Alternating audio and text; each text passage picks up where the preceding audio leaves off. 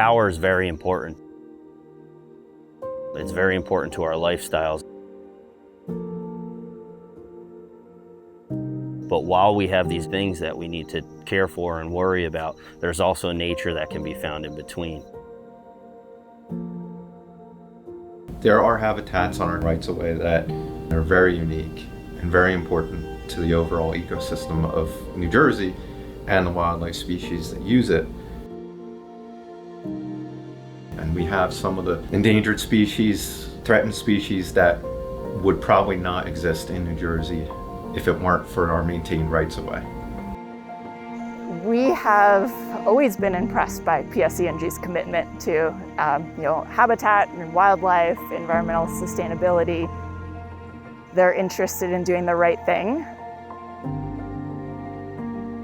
Because PSE&G is a New Jersey-based company, we really do want to take care of where we're from, to have a good impact, to have a good reputation, to benefit the species that are here in our homes.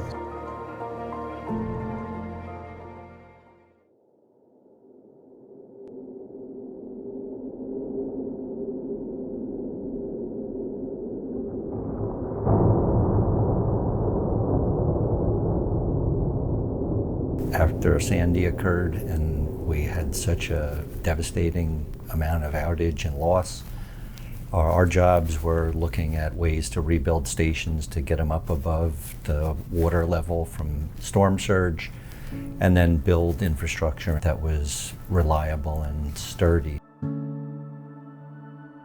We always look at how much footprint we're taking and what does that expansion of footprint mean in terms of the environmental impacts of that job.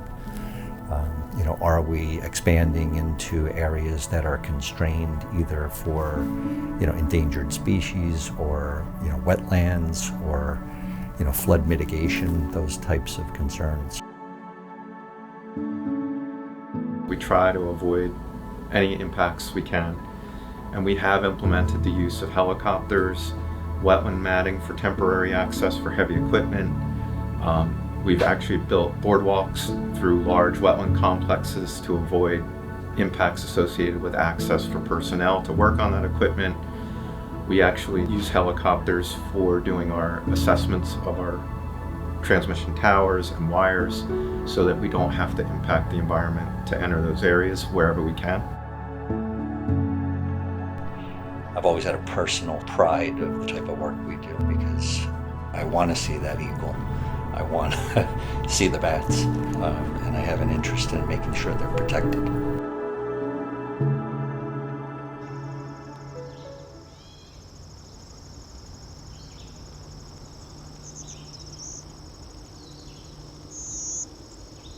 We have over 1,200 miles of transmission lines that we manage.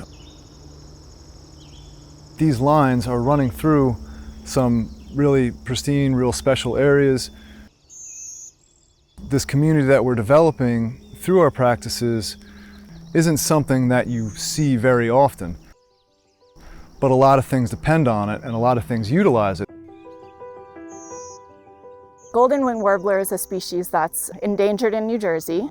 Its populations have declined about, I think, 98% since the 1960s. The lack of habitat has caused the decline.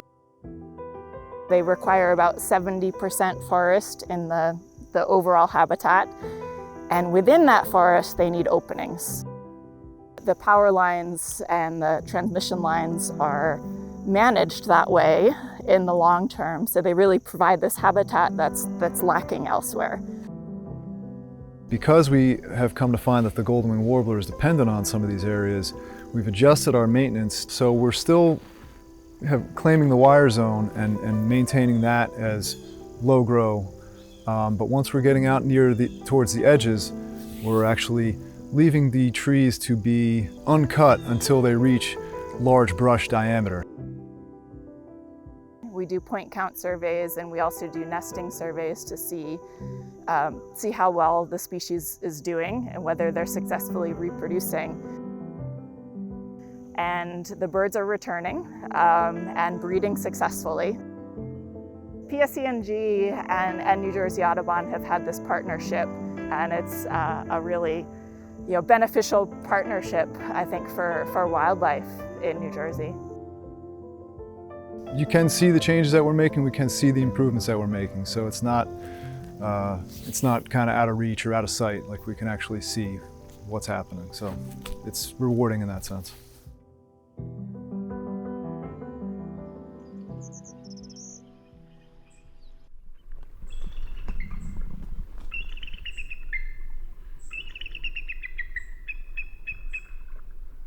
From one bald eagle nest in New Jersey in the 1980s, we have over 250 nests now.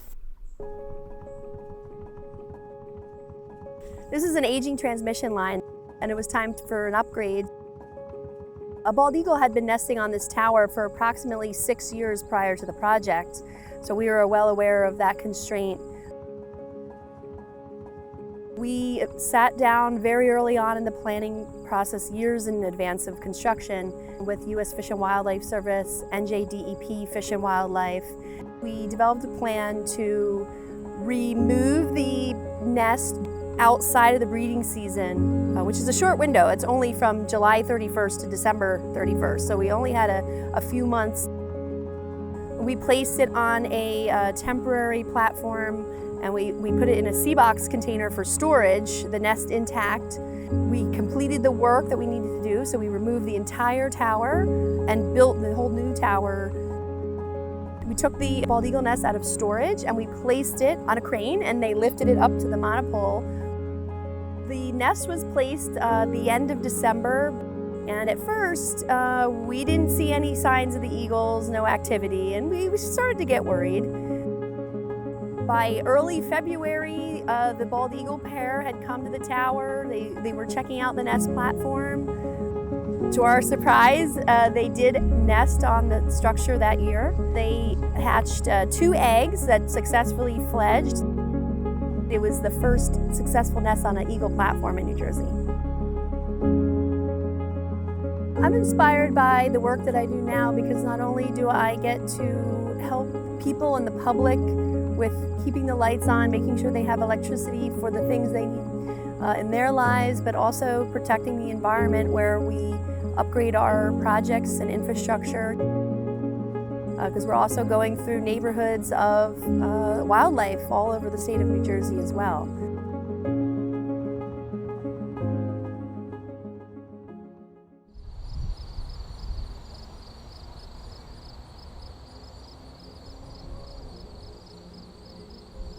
Right-of-ways are really important in New Jersey. They're a haven for wildlife, threatened endangered species, and they're really important for our insect populations as well, specifically to pollinators. So here we're at the Topahakee Nature Center, where we converted an area of our right-of-way that used to be maintained lawn, turf grass, that really served no wildlife purpose or benefit to wildlife species for food or for cover. And we took great lengths to convert this to a pollinator habitat. This restoration area also hosts a lot of milkweed plants, which is a very important host plant species for the monarch butterfly. Without these areas and populations of milkweed and other pollinator species, it wouldn't be possible for them to make their annual migration. They need the milkweed. That's what they follow, that's what they feed on, that's what they pollinate on, and that's where they conduct most of their life cycle. This aligns with our monarch conservation agreement with U.S. Fish and Wildlife to promote and sustain milkweed populations on our right-of-ways to provide pathways for the butterflies. This project is along a very wonderful marsh back behind me here.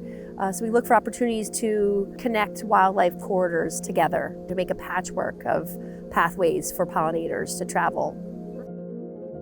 We're doing our part and going above and beyond to make sure that we can extend the life of these species as they continue their annual migrations and keep monarch butterflies happy in New Jersey.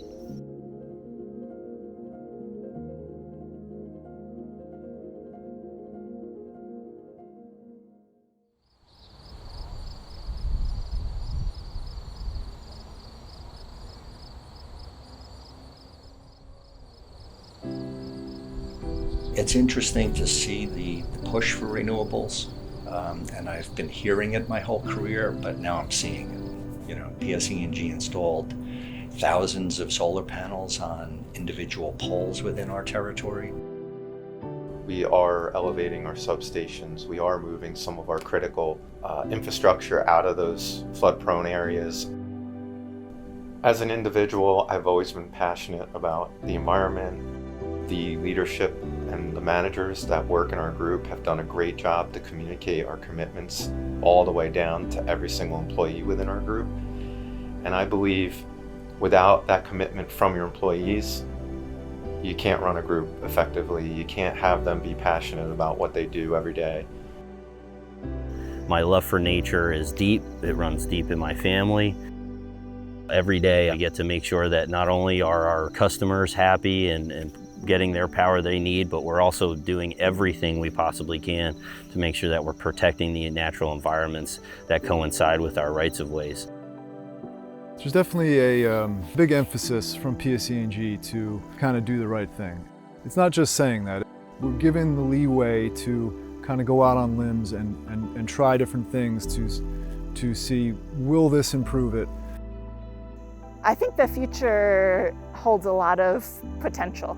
With these partnerships, and we're creating habitat, we're becoming more aware of the issues, and birds and other wildlife are responding to that. So I think there's a bright future for species.